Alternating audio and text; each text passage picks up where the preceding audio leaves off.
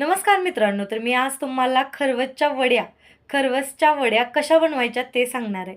पण त्याच्या अगोदर खरवस म्हणजे काय हे जाणून घ्या.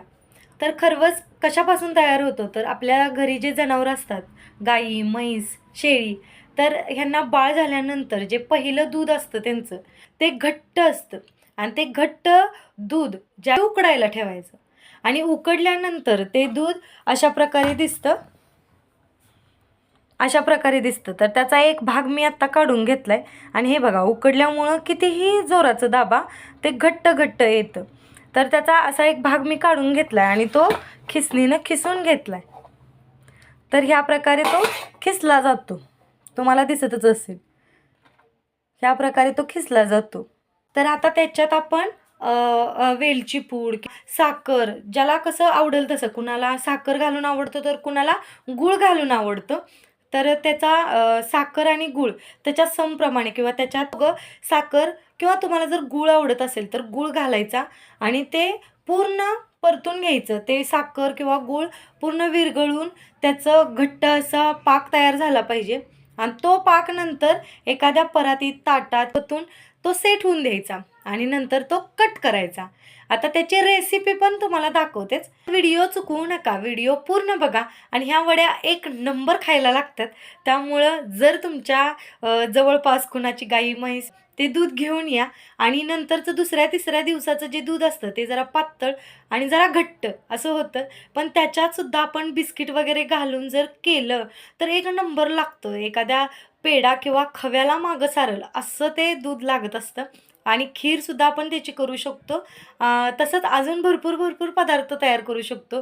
जसं की 4थ्या-5व्या दिवसाचं जे दूध असतं ते आपण फुटल्यानंतर त्याचं पनीरसुद्धा करू शकतो आणि त्या पनीरची भाजी इतकी भारी लागते. खरवसच्या वड्या कशा करायच्या ह्याची रेसिपी पूर्ण बघा आणि व्हिडिओ शेवटपर्यंत नक्की बघा.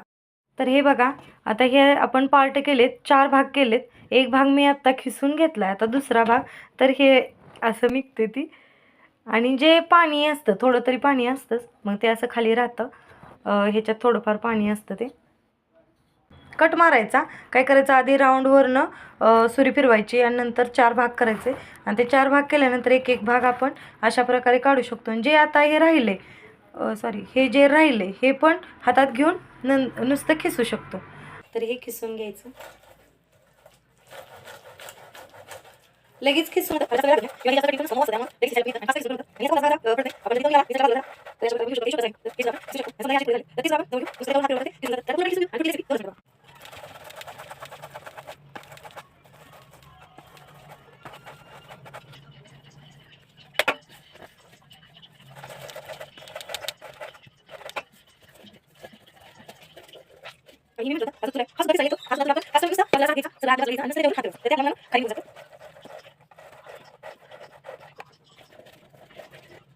हे बघा पूर्णपणे खिसून झाले.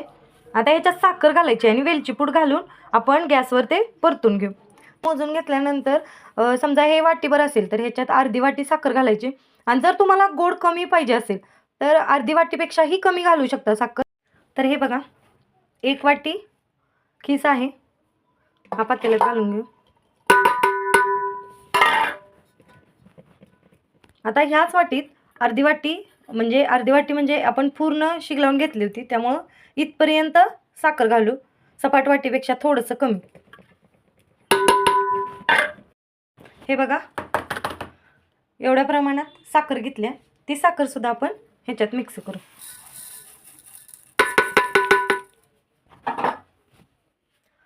नंतर हे सर्व मिक्स करायचं आणि मंद गॅसवर ठेवून टाकायचं. मंद गॅसवर नाही, गॅसवर ठेवून टाका. ही साखर पूर्णपणे विरघळली पाहिजे. त्याला पाणी सुटतं, ही साखर पूर्णपणे विरघळली जाते.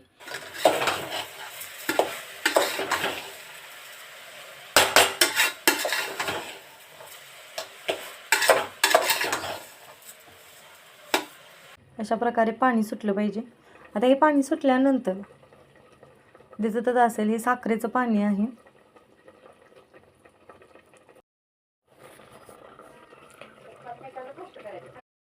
पूर्ण पाणी सुटले, साखर पूर्णपणे विरघळल्या. कुठंसुद्धा साखरेचा अर्क दिसत नाही. आता काय करायचं, साखर विरघळली आहे ना, तर आता फास्ट करायचा आणि पूर्ण हे पाणी आटेस्तोपर्यंत, पूर्ण हे पाणी संपोस्तोपर्यंत आपल्याला चालू ठेवायचं आहे. आणि पूर्ण पाणी आटलं की मग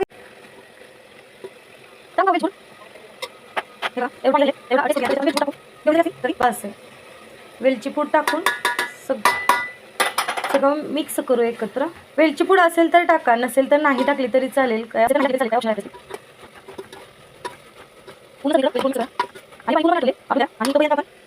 एखाद्या ताटाला तूप लावून घेऊ. ज्या ताटात हे मिश्रण ओतायचे त्या ताटात आपण तूप लावू.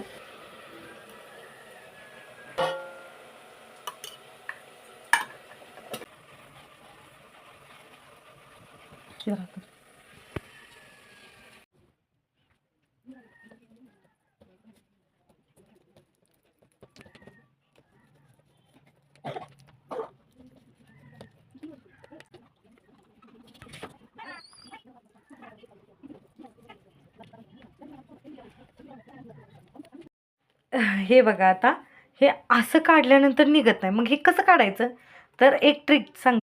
मग काय करायचं, हे थोडंसं गरम करायचं. हे ताट आहे ना, हे पूर्णपणे खायल्या बाजूनं गरम करायचं. गरम केल्यानंतर नुसतं त्याच्यावर हात फिरवला तर ते आपल्या मनानं ते निघत असतं, कारण आपण खालून तूप लावलेलं असतं, त्यामुळे ते आळून चिटकून बसलेलं असते. त्यामुळं थोडंसं नकळत गरम करायचं आणि त्याच्यावरून हात फिरवला की ते बरोबर निघून जातं. अशा प्रकारे नुसतं केलं. हे बघा काय होतं, आपला खिस लांबडा आहे त्यामुळं एकतरी त्याचा चोथा पडला जातो. मग अशा प्रकारे सगळ्या वड्या काढून घ्यायच्या आणि खायच्या. इतक्या भारी लागतात. तर कसा वाटला व्हिडिओ कमेंट करून नक्की सांगा. आणि माझा पूर्ण व्हिडिओ बघितला त्याबद्दल धन्यवाद. Bye bye.